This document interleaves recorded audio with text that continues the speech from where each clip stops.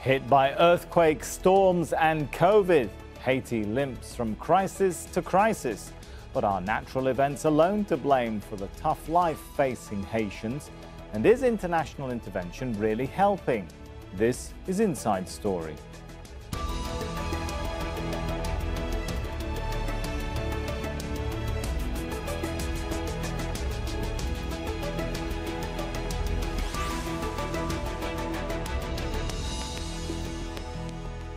Hello and welcome to the show. I'm Sami Zeidan. It's a nation that's long suffered from natural disasters and political turmoil.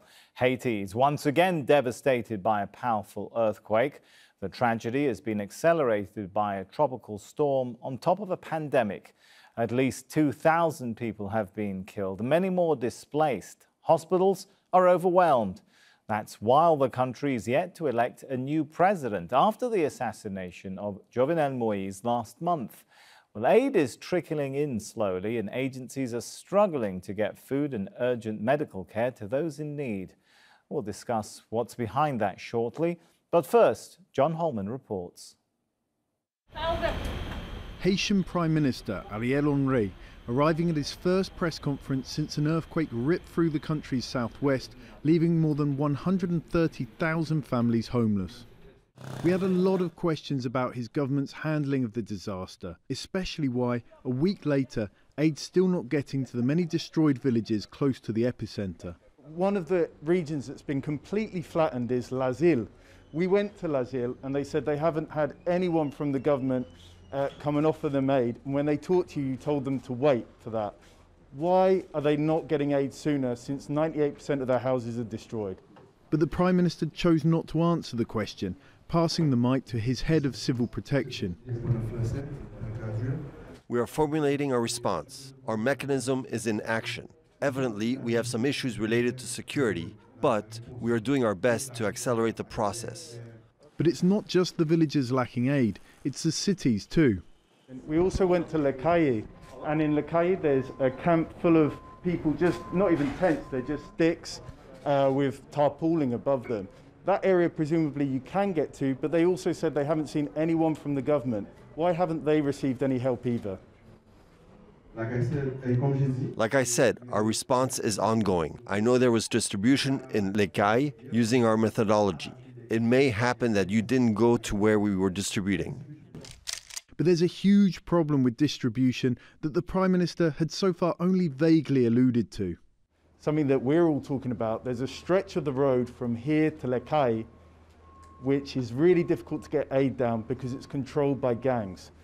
What is your government doing to try and free up that road and also to try and stop those gangs? They've also kidnapped an orthopedic surgeon over the last couple of days. What is your government doing about that? The first thing to say is that the southern route is better now. We're working hard to make it permanently safe so people can circulate without any risk. Also at the press conference, the Deputy Secretary General of the United Nations. What, a journalist asked, could be done to stop the mistakes made after the monstrous 2010 earthquake, when the rebuilding process was flawed at best. Perhaps what we have learned is to do it differently. And to do it differently means to take the leadership, to build the institutions, to build the capacities. And it's not to say that there are no gaps. There are gaps. This is a different situation and requires a different response. Seeing will be believing for the many watching on and those desperate, homeless and still waiting for help. John Holman, Al Jazeera, Port-au-Prince. Well, contrary to what you might think, Haiti is not the country most hit by natural disasters.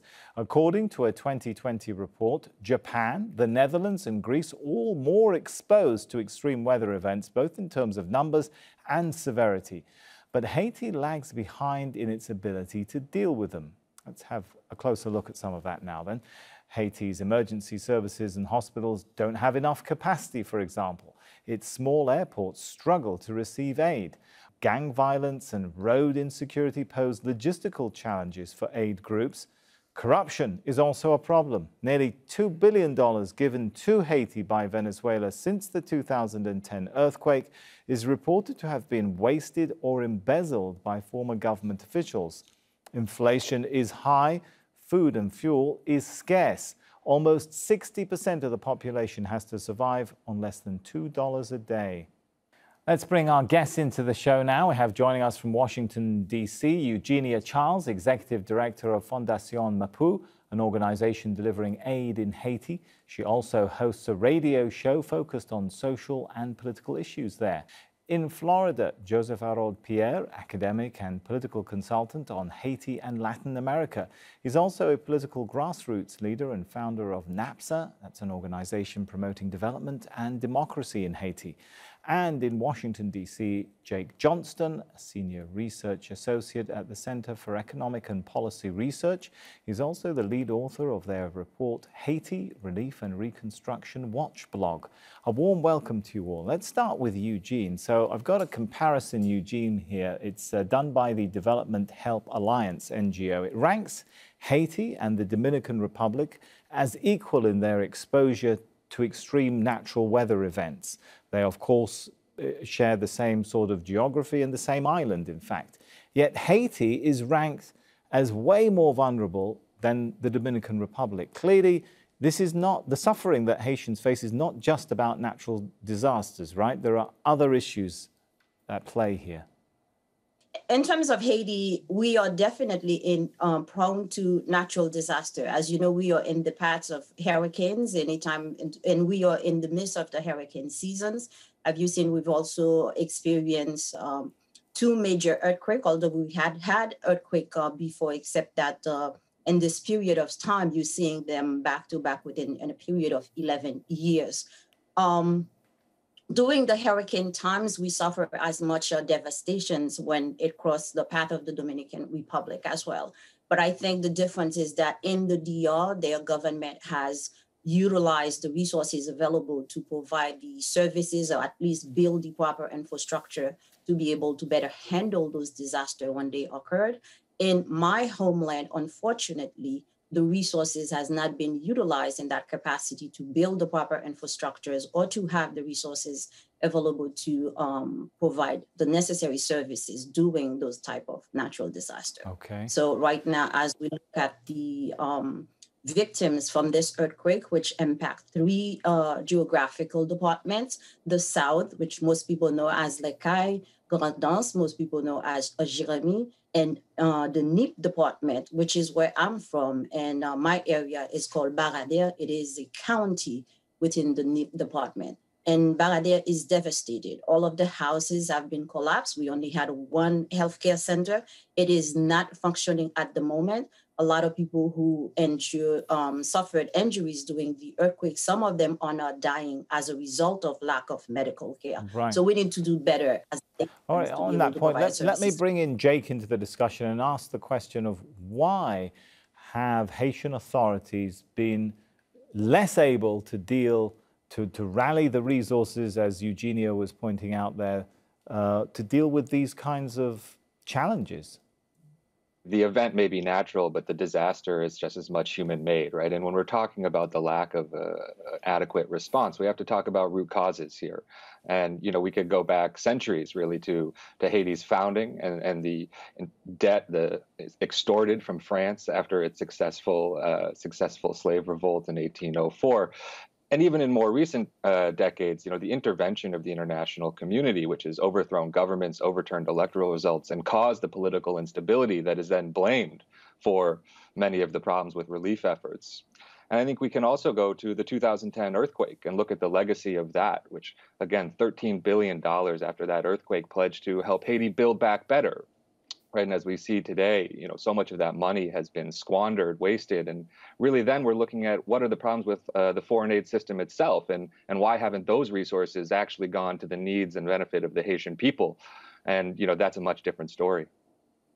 Let's break some of that down, a lot to unpack there, and let me take this question to Joseph. Joseph, I've also got another fact here. If you're born in Haiti instead of the Dominican Republic, which, as I mentioned, shares the same island, you're almost 3 times more likely to be poor. You're almost twice as likely to be unemployed and likely to live 10 years less, according to World Bank data.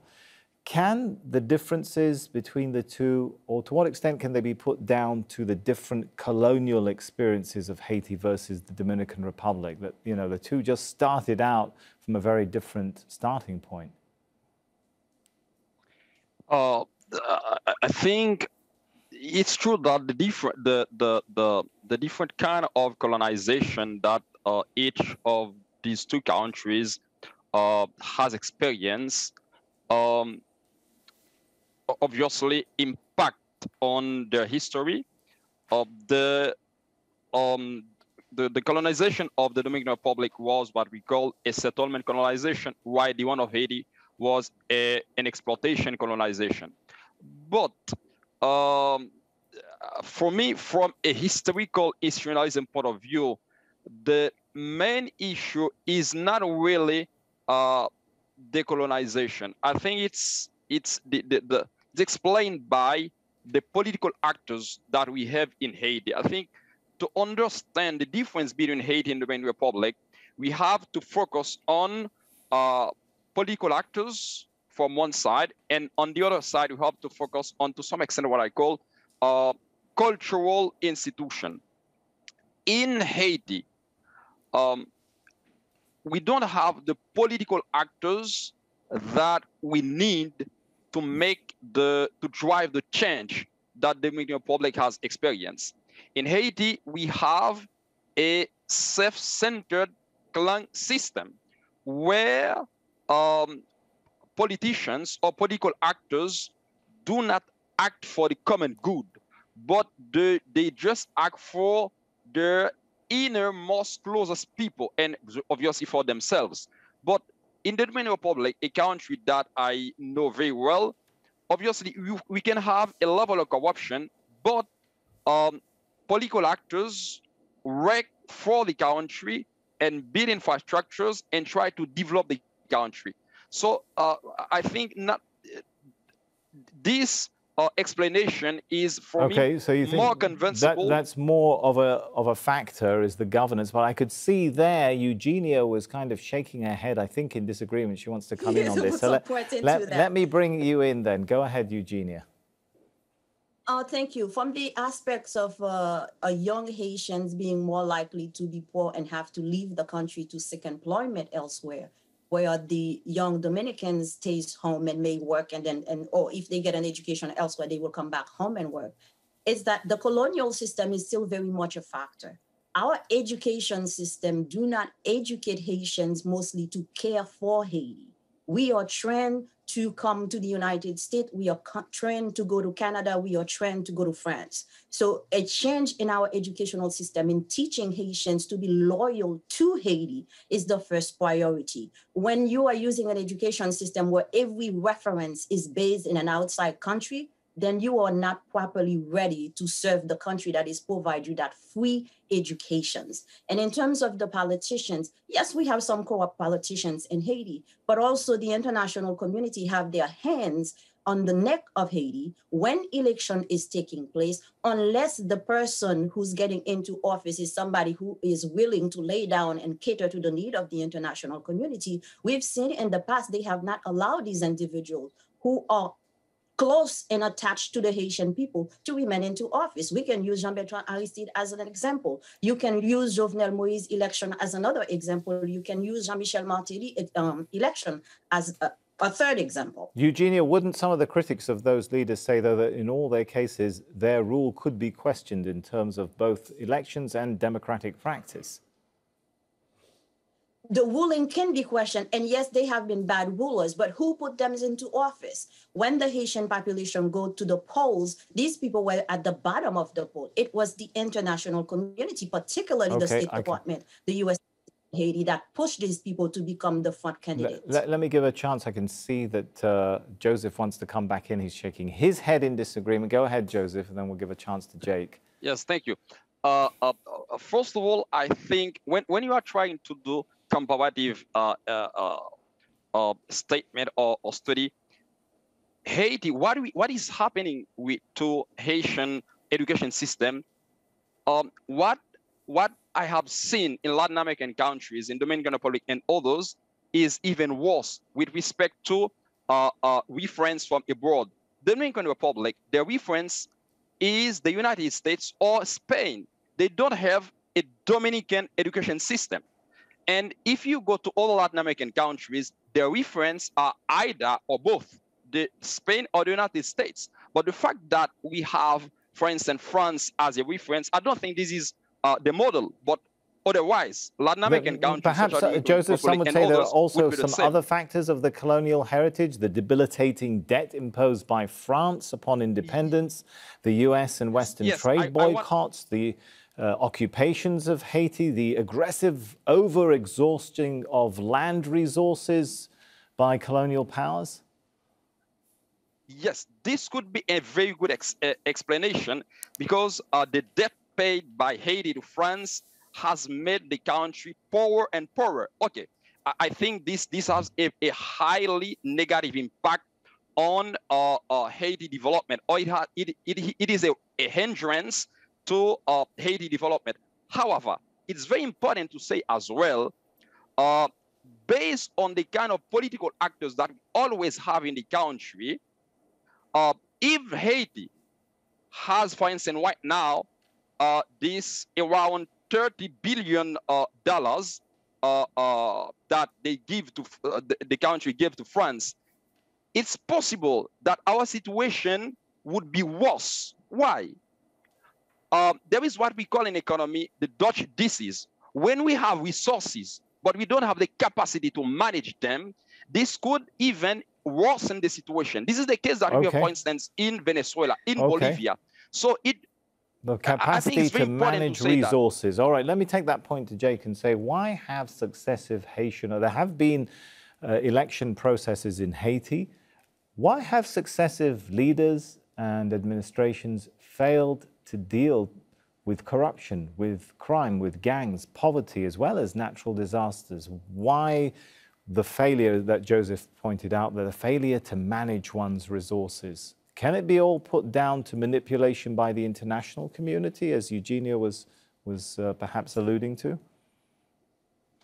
Look, I think there are myriad factors, but I think you can't ignore that, right? And when you look at the electoral system and the political system in Haiti, right, you have to look at the roles of the international actors. For the last 30 years, really, there has been a broad-based nation-building program supported by international actors, where they spent tens of billions of dollars to try and develop Haiti. And what we often see is this sort of separation of aid and development and the political situation. And we can't see those things as de-linked. They're intimately involved. And when you look at the last two electoral processes, specifically in 2010 and in 2016, these both occurred in the aftermath of natural disasters and humanitarian situations, right? And in 2010, you had the international community directly intervene and overturn the results of that election.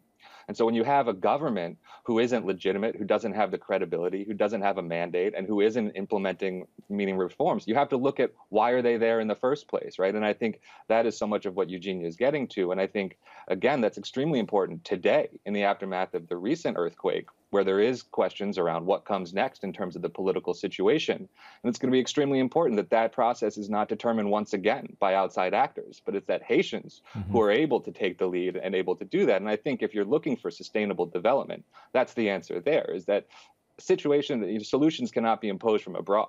The solution is going to have to come from inside Haiti.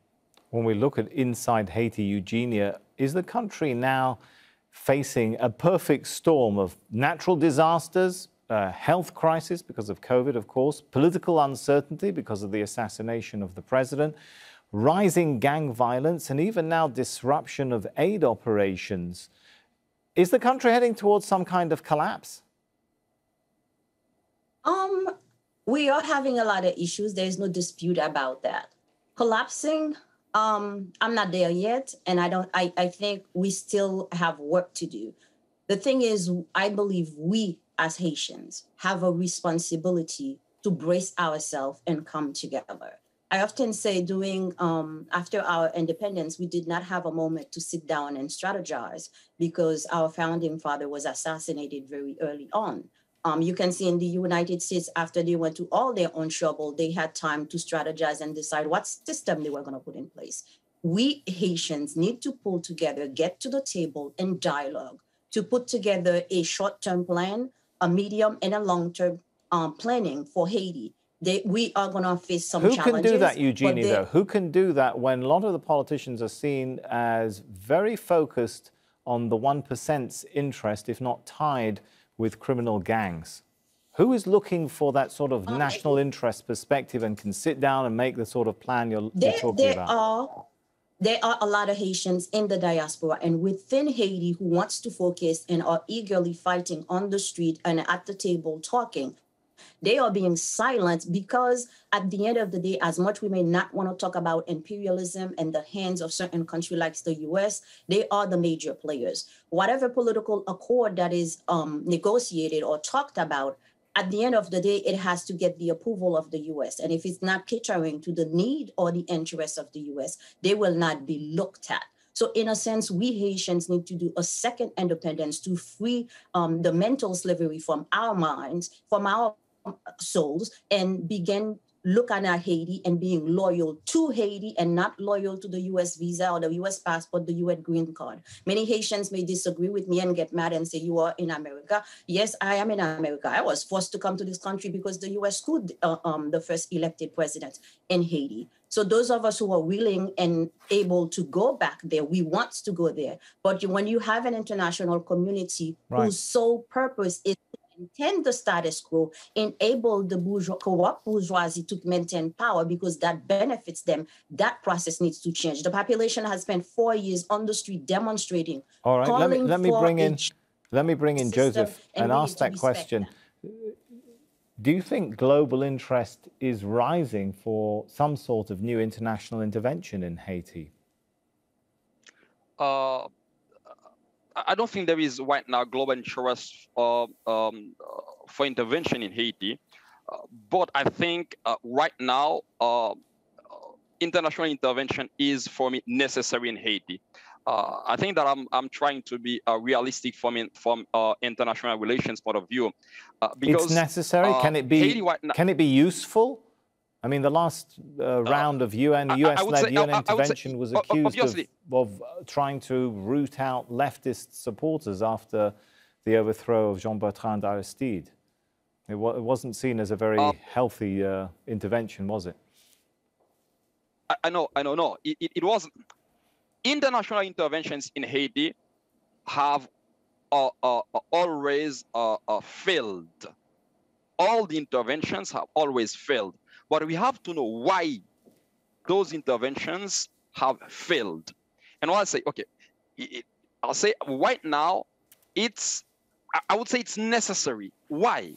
Because to build a state, the first step is security. But the international police, the Haitian police, the Haitian state do not have the capacity for now to provide a minimum of security to the Haitian people. And in such circumstances, we need help from abroad. Okay, I think we've got... Why the international... Very briefly, why the international community has always failed in Haiti? I think the international community has its own interest. And in Haiti, we need actors to negotiate with them and to get advantage from these relations. We've got 30 seconds. I want to quickly give it to Jake. Can there be an international intervention that looks out for Haitian interests, and who would force that upon global powers? 30 seconds, Jake. Yeah. If history is any guide, the answer is clearly no. And if we look at the security situation and the history here, I mean, the international community, again, has spent billions of dollars to build the Haitian police, to implement and impose and intervene with foreign troops. And these have not caused any long-term benefits in terms of security, right? So I think, again, we see these constant short-term solutions that are prioritizing outside interests over those of Haitians. The solution is not an intervention, but empowering Haitians and standing in solidarity with Haitians to take charge of their own country. But we are out of time now, so let's thank our guests, Eugenia Charles, Joseph Arod-Pierre and Jake Johnston. And thank you too for watching. You can see the show again anytime by visiting our website, aljazeera.com. For further discussion, head over to our Facebook page. That's facebook.com/AJ Inside Story. You can also join the conversation on Twitter Our handle is @AJ Inside Story. From me, Sami, Zeidan, and the whole team here, for now, it's goodbye.